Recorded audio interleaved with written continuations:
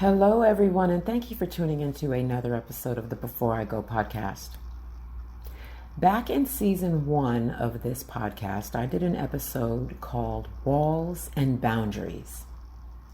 In that episode, I detailed my journey from hiding behind walls to learning how to establish boundaries. It was truly a breakthrough for me because saying I was very comfortable behind my walls is an understatement. I wasn't bothering anyone, and no one was bothering me. If you're interested, you should definitely go back and listen to it.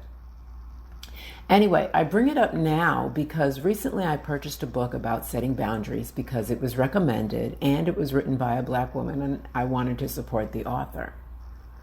5 pages in, I kind of got the impression that my boundaries, the ones that I was so proud of setting for myself, were not considered healthy. It caused me to shake my head and go, what? Am I going to have to do more work? Don't get me wrong, I'm not averse to working on myself. In fact, I love the process if it's going to teach me something and somehow make me, better. Admittedly, my boundaries are somewhat rigid.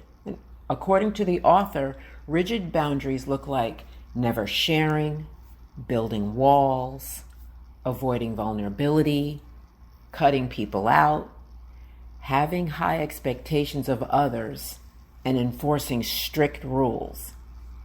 Now, I know that everything does not apply to everybody. The last thing I want is to have this episode sound like a massive rationalization or a way to defend my rigid boundaries. The truth is, I lived behind a wall for about 6 years. I have lived too long and have experienced too much to just knock down that wall all willy-nilly in order to conform to someone else's idea of what my boundaries should look like. So, back to the author's definition of rigid. Never sharing. I share, not with everyone, and I don't believe I'm supposed to share with everyone. My circle is small, and I share with those that are in it. Building walls. I've covered this. I built them, and I tore them down and replaced them with boundaries. As I said in my previous episode, the walls kept people out. My boundaries allow people in at a distance, but at least they're in. Avoiding vulnerability. You can't be vulnerable with everyone.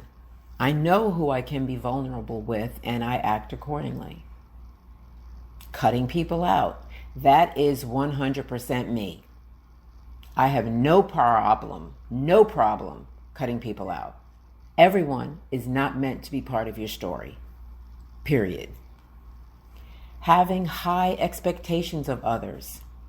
Honestly, I don't have any expectations of others other than kindness and respect.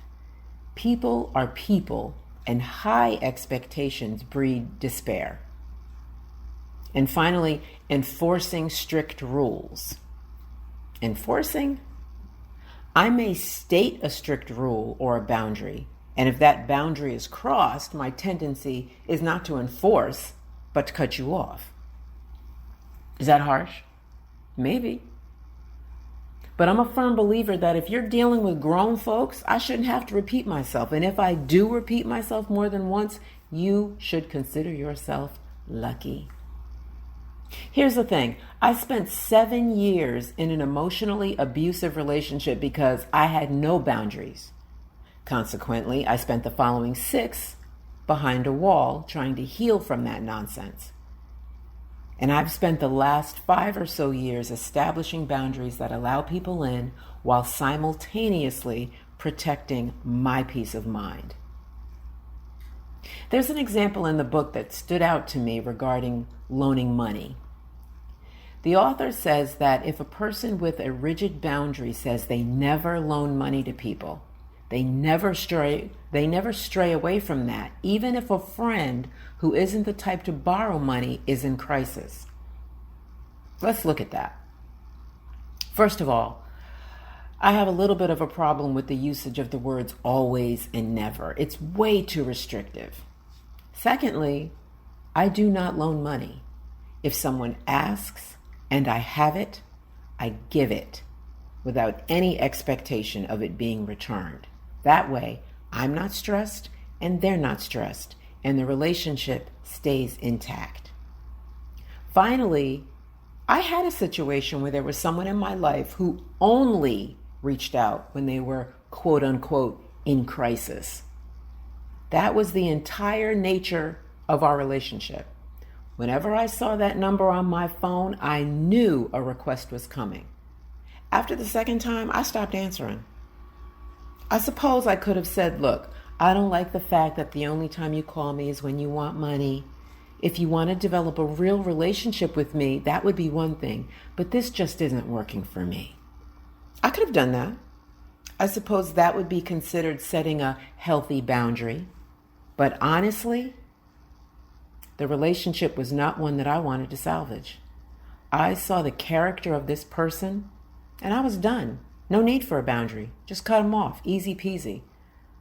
I have never heard from them again, and I'm sure they have found someone else to get their emergency funds from. There is absolutely no scenario that involves someone disrespecting or taking advantage of me where my response is to set a boundary. No. The disrespect comes from them already crossing the boundary that I have put in place. A boundary, by the way, that has been verbally expressed. Now it's time for the cutoff. I say all this to say I believe that I do know how to set boundaries. Some people's goal in boundary setting is to maintain healthy relationships with others, and that is awesome. I applaud you if that is you. My goal in boundary setting is to maintain a healthy relationship with myself. My state of mind, my mental health is priority number one. And I know it sounds like I may be bashing this book, which is why I haven't revealed the title or the author. On the contrary, I believe the book is a great resource for people who have no idea how to set boundaries, for people who constantly allow others to walk all over them, for people who are genuinely suffering from their inability to set boundaries. That is just not my testimony. Well, that's all I have for today. Thank you so much for listening. But before I go, let me share this with you from the Dalai Lama. Don't ever mistake my silence for ignorance, my calmness for acceptance, or my kindness for weakness. Compassion and tolerance are not a sign of weakness, but a sign of strength. Let me also share this with you from Al Capone. Don't mistake my kindness for weakness. I am kind to everyone, but when someone is unkind to me, weak is not what you're going to remember about me. Ciao. Why does the same sentiment sound so wise from Dalai Lama, but like a veiled threat from Mr. Capone? Either way, I'll see you next time.